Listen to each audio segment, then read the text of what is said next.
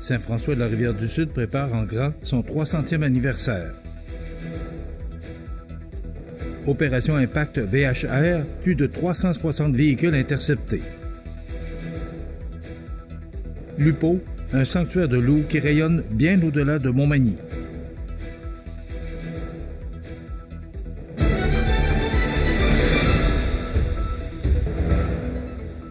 Mercredi 17 septembre 2025. Bonjour mesdames et messieurs, bienvenue sur votre bulletin régional sur le réseau de télévision CMA TV. En 2029, la municipalité de Saint-François de la Rivière-du-Sud soulignera un moment historique, son 300e anniversaire. Pour s'assurer que les festivités reflètent réellement les valeurs, les traditions et les aspirations de la communauté, la municipalité invite dès maintenant ses citoyennes et citoyens à répondre à un sondage en ligne accessible jusqu'au 15 octobre prochain. Le questionnaire, disponible sur la plateforme Sondage MRC de Montmagny, permet à la population de partager ses idées et préférences concernant les activités, thématiques et legs qui devraient marquer ce tricentenaire. Le maire de la municipalité, Frédéric Jean, insiste sur l'importance de cette consultation. Nous voulons bâtir des célébrations à l'image de notre communauté. Chaque réponse compte pour que le 300e soit un moment inoubliable et rassembleur.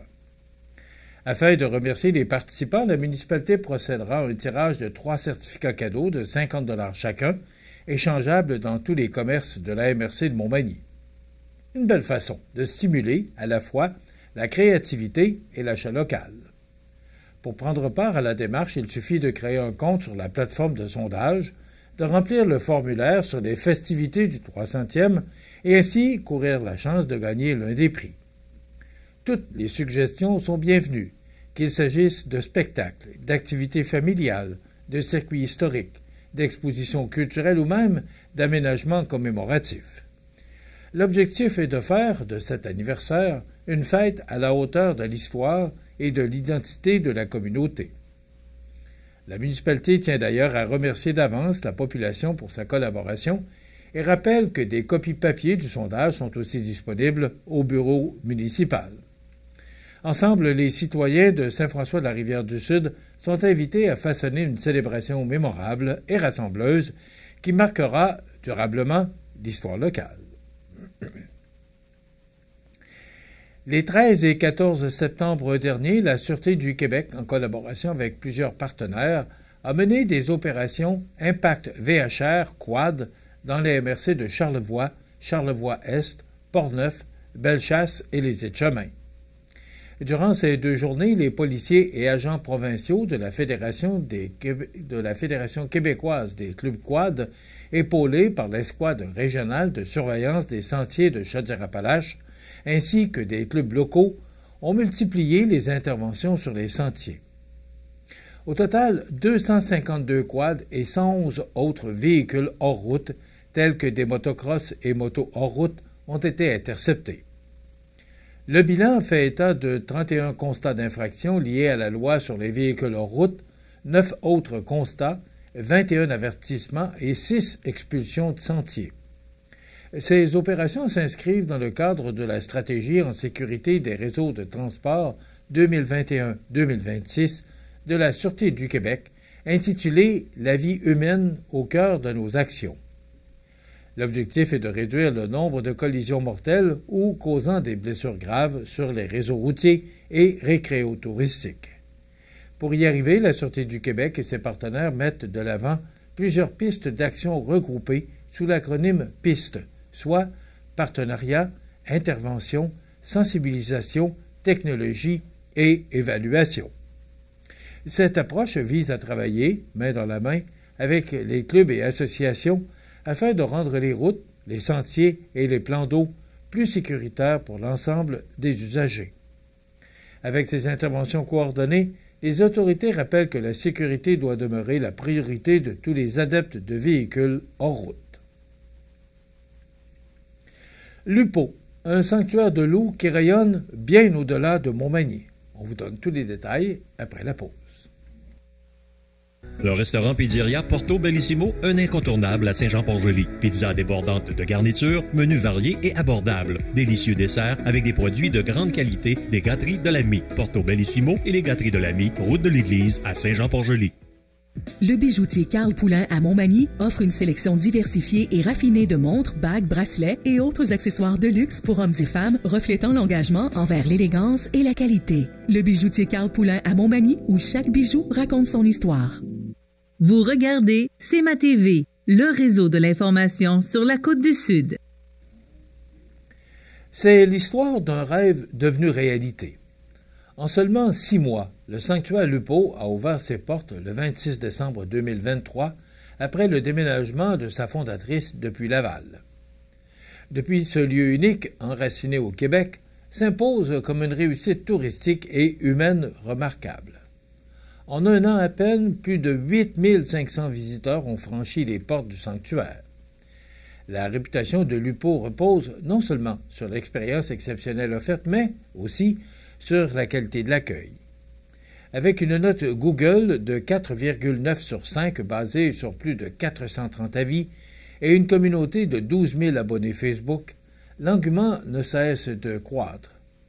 La clientèle témoigne d'un intérêt bien au-delà des frontières locales puisque 65% des visiteurs parcourent entre 3h30 et 4h pour se rendre à Montmagny, 22% viennent d'autres régions du Québec, tandis que 13% sont des visiteurs internationaux, notamment de France, Belgique, Allemagne et les États-Unis. Pour la grande majorité, soit 90%, il s'agissait d'une première découverte de la région. Cette réussite a d'ailleurs été soulignée par le prix Entreprise touristique de l'année 2024, une reconnaissance qui vient valider la vision et la persévérance derrière ce projet. Parallèlement, Lupo a su mobiliser sa communauté grâce à une campagne de sociofinancement. L'objectif initial de 50 000 $ a été doublé grâce à l'appui du gouvernement du Québec via le fonds Horizon du ministère du Tourisme pour atteindre un total de 100 000 $. Ces sommes ont permis l'acquisition de 2 mini-pods écologiques fabriqués au Québec, offrant une expérience d'hébergement unique, soit de dormir au cœur du sanctuaire, entouré des loups, et ce, 12 mois par année. Avec passion et détermination, Lupo démontre qu'il est possible de transformer un rêve en moteur de développement touristique pour toute une région. Enfin, la municipalité de Saint-Aubert a annoncé la nomination de Mathieu Pelletier au poste de coordonnateur des travaux publics.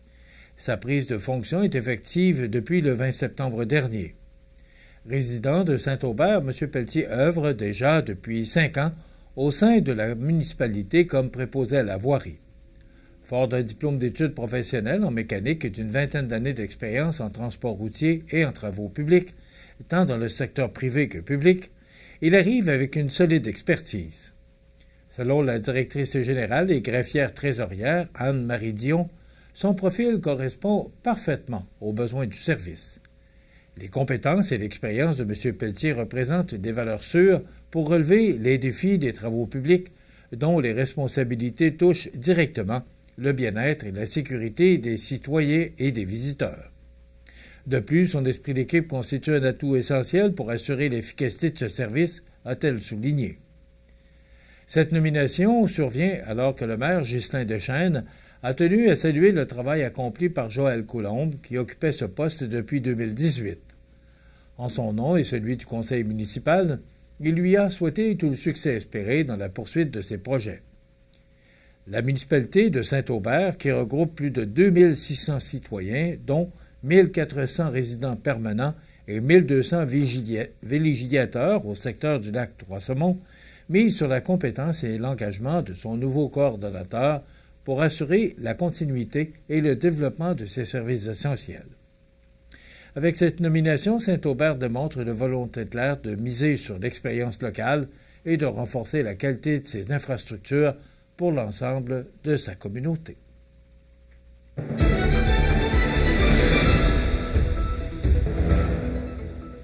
Au sport, la deuxième édition des rencontres interculturelles Tout Sport s'est conclue avec succès cet été dans plusieurs municipalités du sud de Montmagny et de Lillet.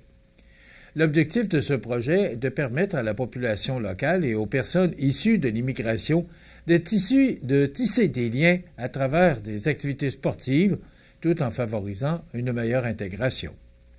Organisées par l'organisme l'ABC des Hauts-Plateaux, ces rencontres ont réuni un peu plus de 150 participants de près de 10 origines culturelles différentes. Ensemble, ils ont sillonné le territoire, multipliant découvertes sportives et moments de convivialité. La saison s'est ouverte à Saint-Just-de-Bretonnière, où les participants se sont initiés au basket-ball. À Saint-Pamphile, plusieurs ont eu l'occasion de frapper leur première balle de golf, une expérience inédite pour plusieurs nouveaux arrivants. Plus tard, c'est la nature du parc des Appalaches à Sainte-Lucie-de-Beauregard qui a charmé les participants lors d'excursions en randonnée et en kayak. D'autres rendez-vous ont suivi, comme le baseball à Sainte-Perpétue et une activité au lac Carré de Sainte-Apolline-de-Patton qui a attiré un nombre record de participants sous un soleil radieux. À Saint-Paul-de-Montmagny, même la pluie n'a pas découragé les adeptes de soccer qui ont pu s'entraîner aux côtés d'Isabelle Harvey, ancienne athlète olympique. Le projet s'est terminé le 6 septembre dernier, encore une fois à Sainte-Lucie-de-Beauregard, avec un dîner convivial et une partie de volley-ball où tous ont pu dépenser leur trop-plein d'énergie. Plusieurs se sont quittés en se promettant de se retrouver pour de futures activités. Tout sport s'inscrit dans une démarche plus large visant à bâtir des communautés accueillantes et inclusives. Grâce au soutien financier du ministère de l'Immigration, de la francisation et de l'intégration, l'initiative contribue à rapprocher Québécois de toute origine et à renforcer la vitalité des régions. Rappelons que l'ABC des Hauts-Plateaux, organisme sans but lucratif, actif dans le sud des MRC de Montmagny et de Lillet, œuvre depuis des années à l'alphabétisation et à la prévention de l'analphabétisme. Avec Tout Sport, l'organisme démontre, une fois de plus, sa volonté de miser sur le sport et la rencontre humaine pour favoriser le vivre ensemble. À Tampa, les Blue Jays de Toronto ont ajouté une 6e victoire consécutive en battant les Rays 6-5 dans un match marqué par une décision pour le moins étrange. En 3e manche, Brandon Lowe a frappé un coup de circuit de 3 points qui a suscité la controverse. Un spectateur s'est penché par-dessus le mur pour interférer avec la balle que Nathan Lukes semblait sur le point d'attraper. Après révision, les arbitres ont conclu que la balle aurait franchi le terrain de toute façon, confirmant le circuit au grand dam des Jays. Lukes s'est rapidement repris en cognant lui-même un circuit dès la manche suivante, redonnant un souffle à son équipe. José Berrios, malgré une sortie écourtée, a limité les dégâts, tandis que Joey Loperfido a ajouté un coup de circuit en solo en 5e. L'attaque avait déjà été amorcée grâce au coup sûr d'Addison Berger, George Springer et Vladimir Guerrero Jr. Le personnel de relève a ensuite résisté aux assauts tardifs de Tampa Bay, Jeff Hoffman scellant la victoire en 9e manche. Avec cette performance, Toronto affiche maintenant une fiche de 89 victoires et 62 défaites, réduisant son chiffre magique à 3 pour s'assurer une place en séries éliminatoires.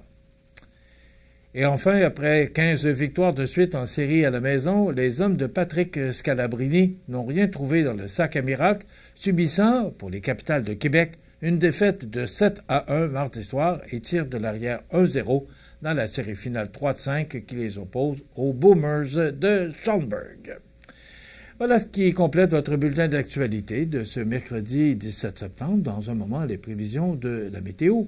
Et le menu de cette émission du 17 septembre, dans un moment, on vous propose la chronique culturelle avec Mireille Soucy et une nouvelle arrivée. Eh oui, Marie-Ève Lamonde, qui remplacera Mireille Soucy, qui doit partir et quitter pour un congé de maternité. Et après quoi, on reçoit Pierrick Dupont, coordonnateur, qui viendra nous parler d'agir collectivement dans Bellechasse. Bon, je l'ai eu. Et Audrey Saint-Pierre, qui nous parlera de ses trouvailles, soit en sculpture et ébénisterie Beauregard. Donc, il y aura les avis de décès et, bien sûr, l'actualité de fin d'émission. Je vous souhaite donc une excellente émission à notre antenne.